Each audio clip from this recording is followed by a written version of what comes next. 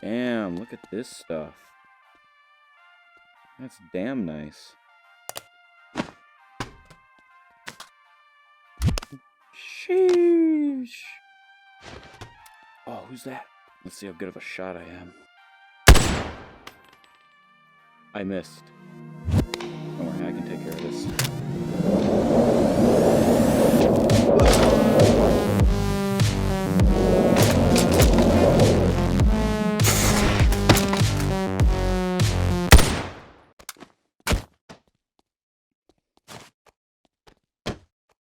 Nice.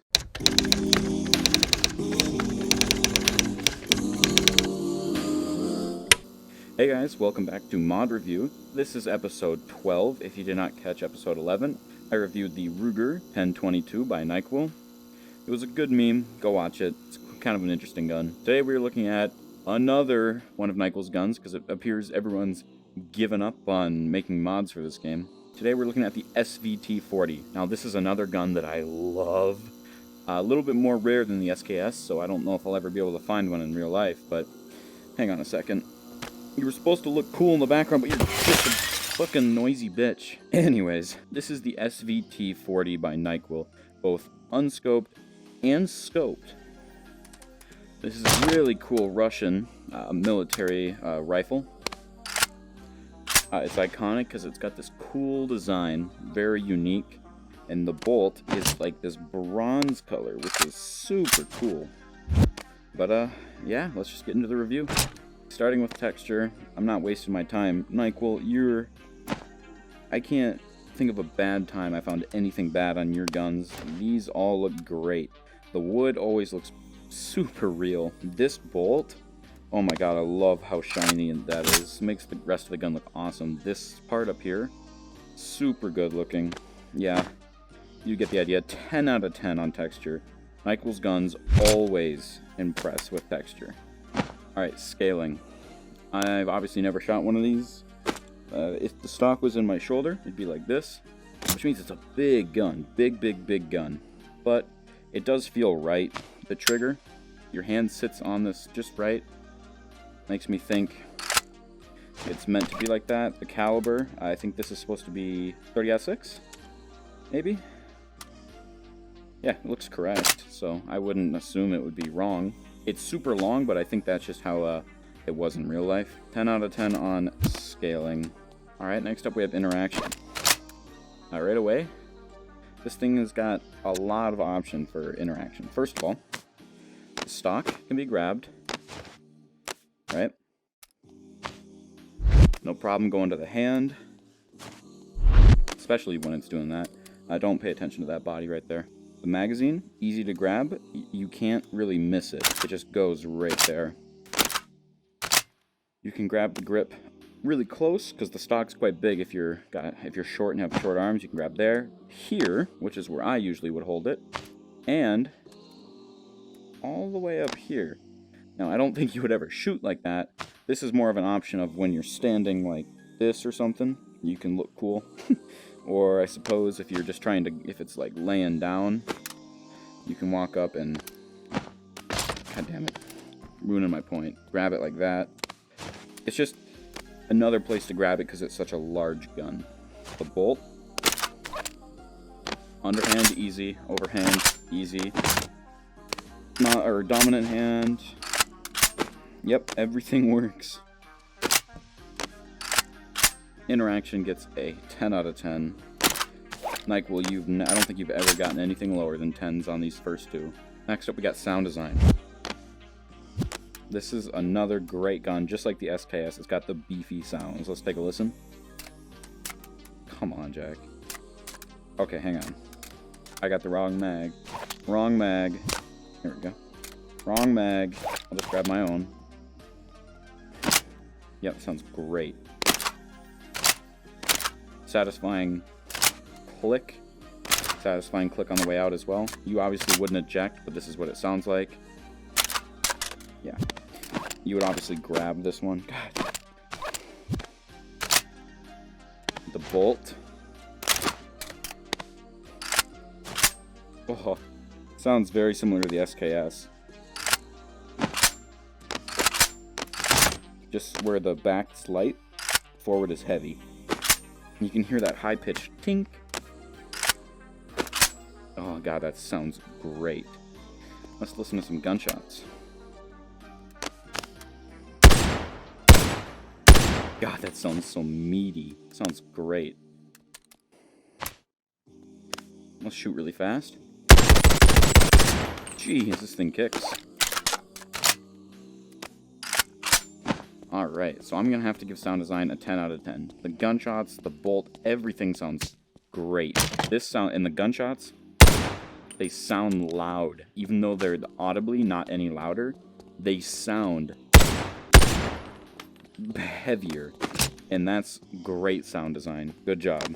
Alright, now we got weight and recoil. Let's find out if these weigh anything different. Nope, they seem to be the same. Let me do the slow-mo bobbing test.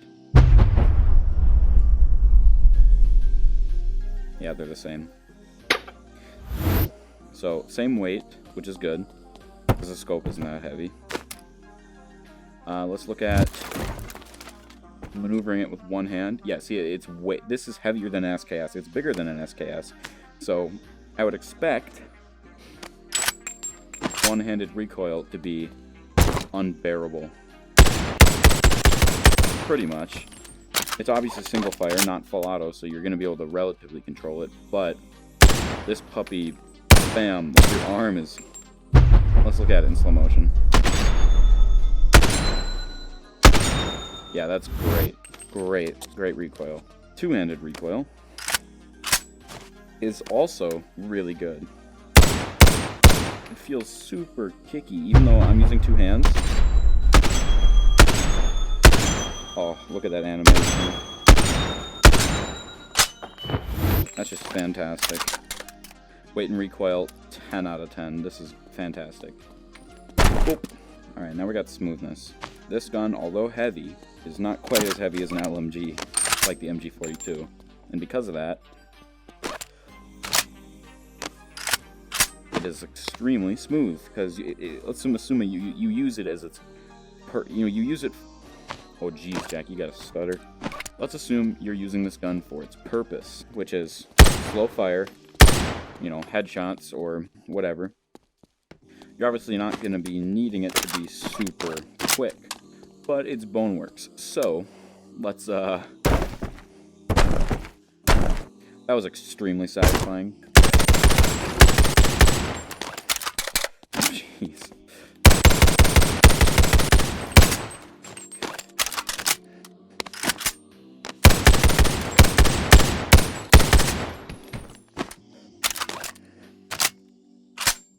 So it's heavy enough that it slows you down, which is going to affect the rating for sure, but not in a, you know, weight and recoil got a 10 out of 10 because it's supposed to be heavy. I wouldn't want it to be light, but smoothness doesn't look at the accuracy of the gun, it looks at how well it, you know, adapts to Boneworks. The scope allows you to use this gun for its actual purpose, which is fan-frickin-tastic. I think we just need to stop rambling and go right into the smoothness test.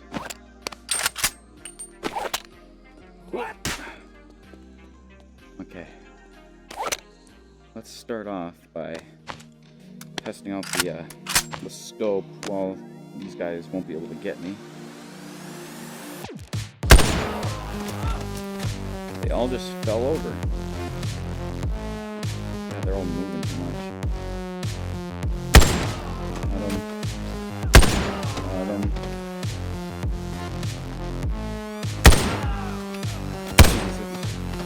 Alright, one more headshot.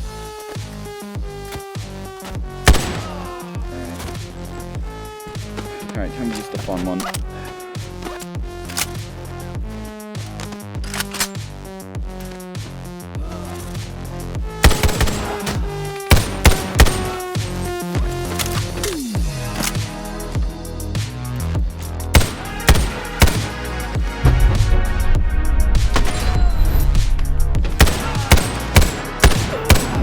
Alright, let's use two hands again.